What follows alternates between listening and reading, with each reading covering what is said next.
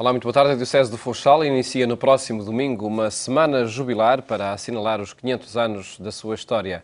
As iniciativas previstas para esta semana serão apresentadas daqui a pouco por Vítor Sousa, com quem conversaremos, depois de lhe mostrar alguns acontecimentos que fazem a atualidade religiosa. Refletir sobre a cultura do encontro nas novas plataformas de comunicação. A apresentação do Dia Mundial das Comunicações Sociais foi o pretexto para juntar profissionais dos média.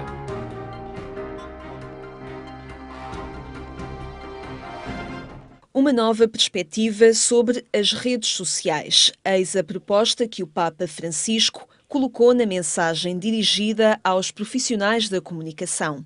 Proximidade, vínculos sociais e lugar de cidadania. Tudo isto está a acontecer nas novas ferramentas de comunicação. O Papa Francisco centra, neste caso, o seu discurso sobre uma outra realidade, que é a da experiência destes meios como lugar de cidadania, no fundo. Ou seja, como lugar, como um outro lugar social, onde se estão a construir relações. E, nesse sentido, ele desafia a que também esse lugar seja habitado pelos mesmos valores, também pelo mesmo desafio cristão que habita todos os outros espaços sociais.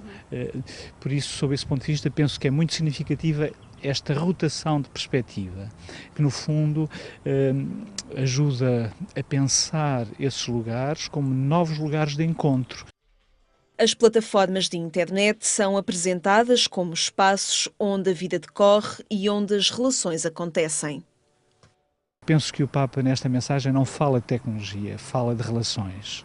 E eu penso que as pessoas que praticam essas tecnologias as vivem também dessa forma. E, nesse sentido, eu penso que este texto é iluminador para o comum das pessoas que faz esta experiência e, de alguma forma, se calhar ainda não refletiu suficientemente sobre ela. E, portanto, será um texto também de reconhecimento de uma experiência muito partilhada nas nossas sociedades hoje. Comunicação ao serviço de uma autêntica cultura do encontro foi a primeira mensagem escrita pelo Papa Francisco para o Dia Mundial das Comunicações Sociais, uma oportunidade do Secretariado Nacional da Igreja para juntar profissionais do meio e refletir sobre comunicação e comunicadores. Temos a obrigação de ser fermento, de ser sal e por isso mesmo de estar disponíveis para ajudar a construir uma comunicação que efetivamente conte mais com as pessoas, esteja mais ao serviço das pessoas, não tenha por trás tanto o peso de outros interesses, mas enfim, esse é um trabalho que nunca estará completamente feito e por isso mesmo essa é a nossa função, tanto do secretariado como da comunicação em cada uma das dioceses. O diretor do Secretariado Nacional das Comunicações Sociais da Igreja dá conta desse trabalho.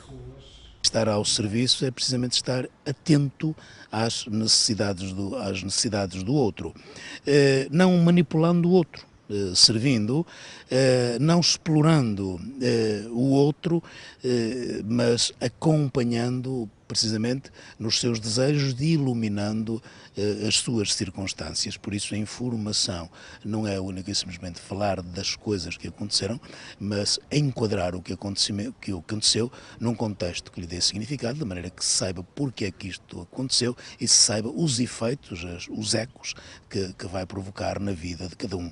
Sem isso há única e simplesmente a difusão de algumas coisas, mas há pouca comunicação ou nenhuma. No esforço contínuo de proximidade e informação, as novidades vão acontecendo. Temos-nos renovado ao longo destes anos todos da vida do secretariado e da vida da Eclésia, sem sermos uns adoradores das tecnologias. Percebemos que a tecnologia também é essencial para chegarmos na linguagem, na rapidez, quase com a instantaneidade que as pessoas hoje reclamam. Daí esta renovação constante de meios, daí também o aperfeiçoamento constante das pessoas e até esta última novidade que foi a abertura da página com um novo rosto, com novas funcionalidades e com essa capacidade de dialogar com qualquer um dos aparelhos, para ser claro, dos instrumentos em que queiramos receber ou distribuir a informação. um portal de informação. A proposta mantém-se, o esforço renova-se, o rosto muda. agência.eclésia.pt. A vida informativa da Igreja Católica em Portugal e no mundo, no espaço onde as relações acontecem. Milhares de jovens estiveram em Fátima na peregrinação nacional de acólitos. Unidos por um serviço comum que prestam à liturgia, quiseram desta vez partilhar a amizade e a sua identidade cristã.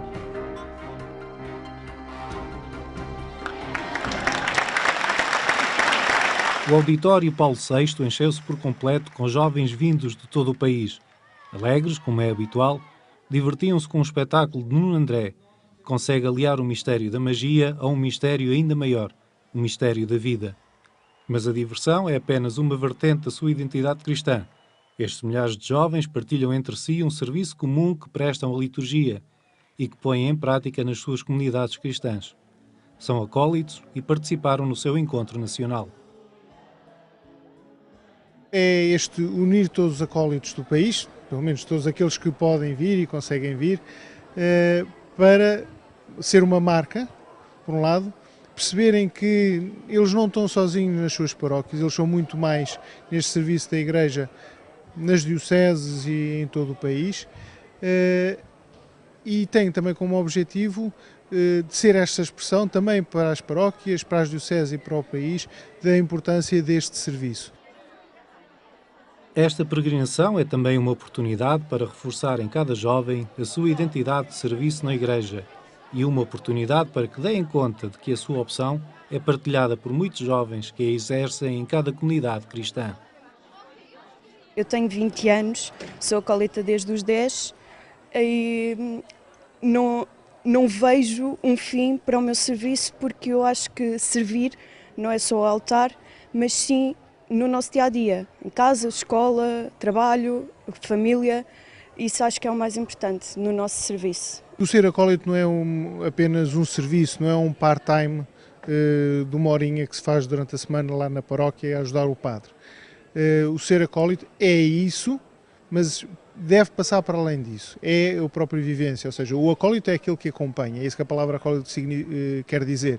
Por isso é que acompanha Cristo, antes de mais. Isso é a vida do cristão. E o acólito também é o ministrante, ou seja, aquele que serve. E serve não só o altar, mas serve também na sua vida, serve a Deus na sua vida. Por isso, o ser acólito passa para todas as dimensões da vida. Felizes os que ouvem a palavra de Deus e a põem em prática. A frase retirada do Evangelho de Lucas constituiu o tema desta peregrinação, que anualmente traz até Fátima milhares de jovens de todas as dioceses do país. No Estádio Olímpico de Roma, perante 52 mil membros do Renovamento Carismático Católico, o Papa Francisco pediu a unidade e alertou para o perigo das divisões.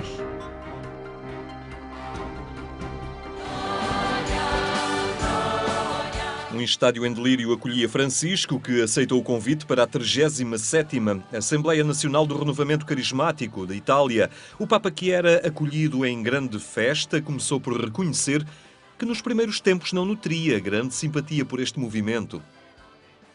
Nei primi anni del rinnovamento carismatico a Buenos Aires, io non amavo molto questi carismatici. E io dicevo di loro, ma sembrano una scuola do samba.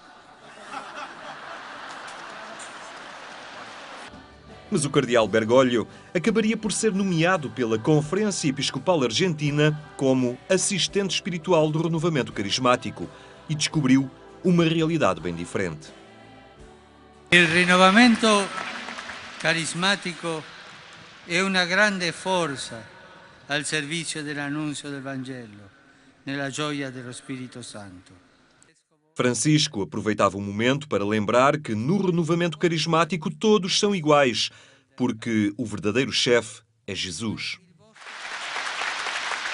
Perché quando qualcuno di voi si crede più importante di l'altro o più grande dell'altro, incomincia la peste.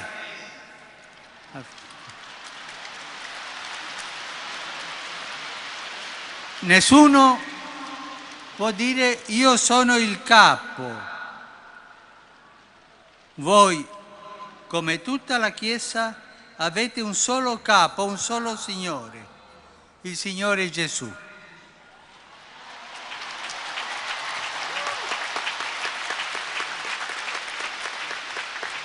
Ripetete con me. Chi è il capo del rinnovamento? Il Signore Gesù. O Papa deixava um desafio aos 52.000 participantes neste encontro, um convite à unidade. L'unità del rinnovamento, perché l'unità viene dallo Spirito Santo e nasce dall'unità della Trinità. La divisione di chi viene? Del demonio. La divisione viene del demonio. Fuggite delle lotte interne, per favore. Fra voi non ci ne siano. No final, o Papa despediu-se, afirmando esperar pelos membros do renovamento carismático para celebrar com eles, na Praça de São Pedro, no dia de Pentecostes de 2017, o jubileu deste movimento.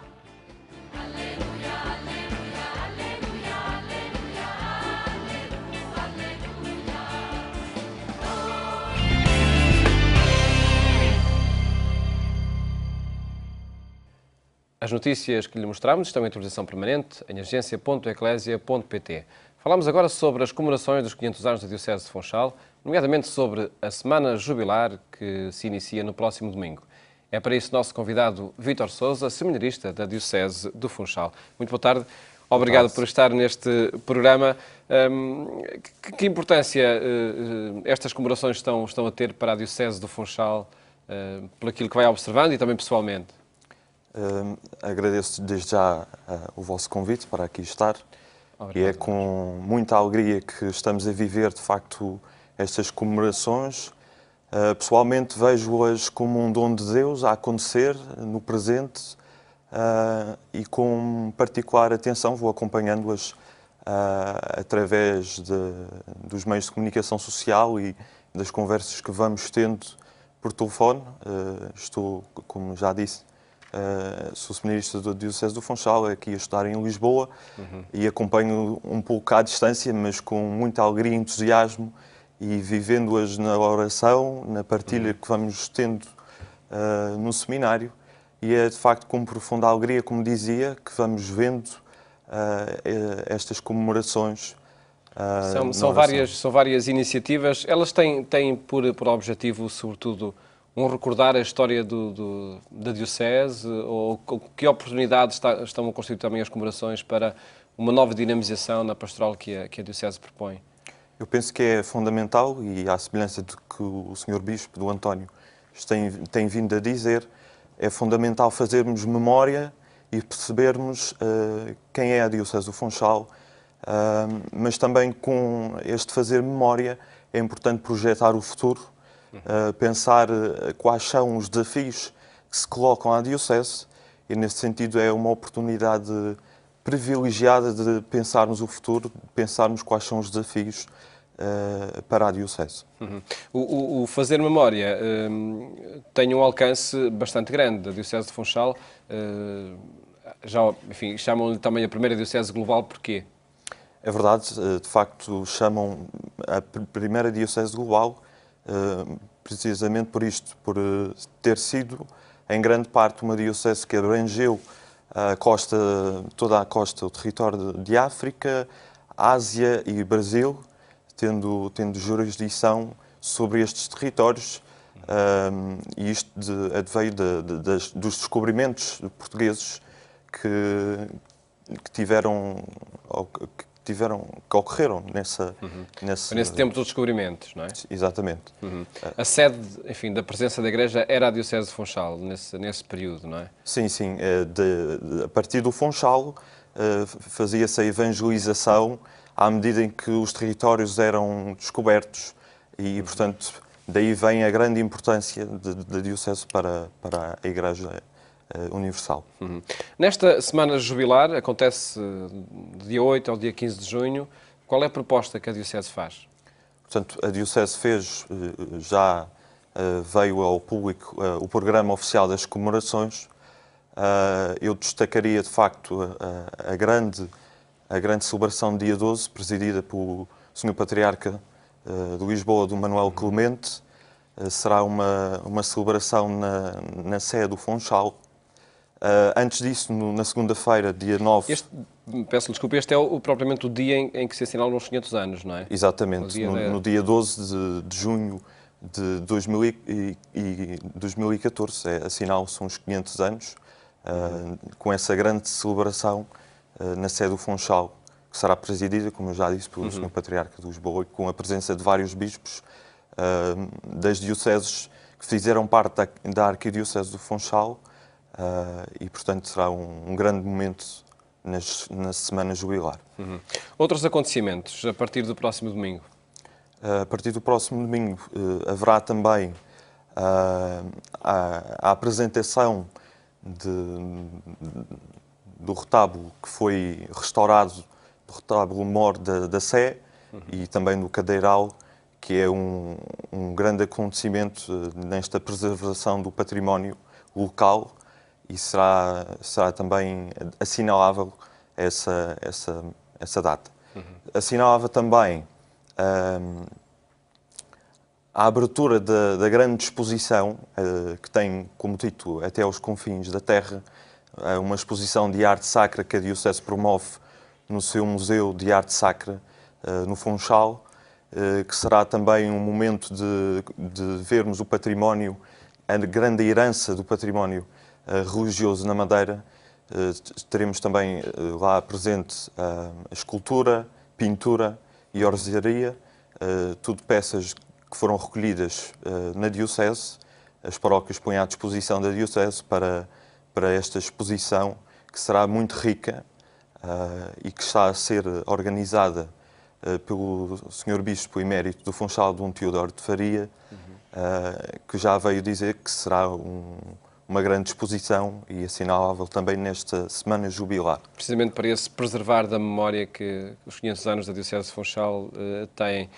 Vejo também aqui no programa a apresentação de um livro, Diocese de Funchal, Paróquias e Oragos. É um livro mais voltado para o presente, para o que é o dinamismo da Diocese na atualidade?